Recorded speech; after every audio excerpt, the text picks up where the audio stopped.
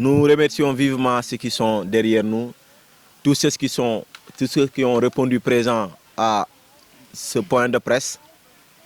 Nous vous remercions et nous ne cesserons de remercier assez les journalistes, les hommes des médias qui nous permettent de vivre l'actualité, d'avoir des informations, même si on n'est pas censé se déplacer. Aujourd'hui, la situation du pays interpelle tout le monde. Interpelle aussi bien les dignitaires religieuses, interpelle vous journalistes, interpelle les hommes de la société civile, mais interpelle aussi les acteurs politiques. Nous sommes en train de constater que malheureusement nous sommes en train de sombrer, le pays est en train de sombrer, nous sommes en train de filer tout droit vers le chaos, mais certaines personnes reculent cela. Et Alioune Tine avait tenu dans ses propos que nous risquons une guerre civile, ce que d'aucuns ont voulu accepter. Tous ceux qui ne veulent pas que le pays sombre dans le chaos doivent se lever, doivent parler. Et nous ne cesserons de le dire, que quand la parole est exigée, cette terre devient une trahison. La situation du pays est aujourd'hui très tendue, avec des arrestations tout azimut, des arrestations que l'on pourrait juger pour certaines même arbitraires, des arrestations abusives. Et un pays qui se dit un pays démocratique doit éviter certaines arrestations, mais doit éviter certaines pratiques. Aujourd'hui au Sénégal, le verbe convoquer, c'est le verbe le plus conjugué. On convoque des citoyens. Les citoyens sont dans garde à vue, mandat de dépôt. Et les termes aujourd'hui que la justice sénégalaise a trouvés pour emprisonner d'honnêtes citoyens sénégalais, appel à insurrection, appel à la violence, il faut arrêter. Diffusion de fausses nouvelles, il faut arrêter. Trop c'est trop. Nous sommes des hommes de paix et nous ne prenons que la paix. Parce que nous sommes nés dans une zone conflictuelle, une zone qui a connu plus de 40 ans de conflit. Nous connaissons véritablement la vraie valeur de la paix. Il n'y a rien de tel. Serigne Touba disait, ici-bas, il n'y a rien de plus valeureux que la paix. Et là où nous irons même, la paix est plus valeureuse. Ça veut dire que même au paradis, les anges doivent songer à parler de paix. Que la paix, elle est valeureuse. Qu'il n'y a rien de tel. Mais ce que nous sommes en train de noter dans ce pays avec ces arrestations-là, ça crée beaucoup plus de frustration. Et le Sénégal n'en a pas besoin. Au moment où nous parlons de l'exploitation du pétrole et du gaz, nous devrions plus prôner des dialogues, le dialogue, prôner des discours paisibles. Parce qu'il n'y a rien de tel. Il n'y a rien de plus significatif que la paix. La tension sociale est en train d'arriver à son comble. Et elle a même atteint son paroxysme. Mais nous pensons qu'aussi bien que nous soyons un peuple de refus, mais nous demandons aussi un peuple de dialogue. Pourquoi ne pas dialoguer? Si l'opposition se braque, le parti au pouvoir se braque. Nous avons écouté hier, lors du Conseil des ministres, le président de la République avait dit de préserver les acquis démocratiques. Nous lui rappelons, monsieur le président, pour préserver les acquis démocratiques, la démocratie a un prix. Et il y a des principes. Lesquels nous ne pouvons pas parler de préservation de la démocratie en emprisonnant à tout bout de champ des opposants ou des hommes qui sont dans un autre parti politique. On ne peut pas vouloir parler de démocratie si la liberté d'expression est aujourd'hui emprisonnée. L'image de la démocratie sénégalaise est en train d'être écornée. Et nous pensons que vous ne devrez pas faire moins qu'Abdoulaye Wade. Parce que nous avons écouté vos discours de 2011. Certes, vous pouvez vous dire que c'est des discours circonstanciels et ce sont ces circonstances-là qui aujourd'hui sont là. Nous demandons aux Sénégalais, à tout un chacun, aussi bien les opposants, aussi bien le parti au pouvoir, de savoir raison garder. Parce que si les opposants se disent que nous avons la jeunesse, nous avons derrière nous une masse critique, le parti au pouvoir fait appel en disant force restera à la loi.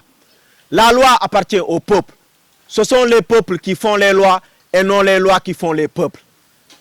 Nous demandons à tout le monde de savoir que les discours incendiaires, ces discours-là, c'est des discours qui viennent d'un peu partout. Ce ne sont pas tout simplement les opposants. Ce ne sont pas tout simplement nous les acteurs de la société civile. Nous voulons avoir un pays paisible.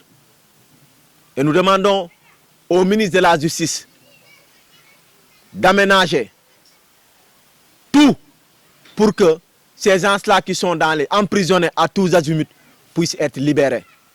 Si nous voulons préserver nos acquis démocratiques, nous devrions commencer d'abord par libérer ces détenus politiques.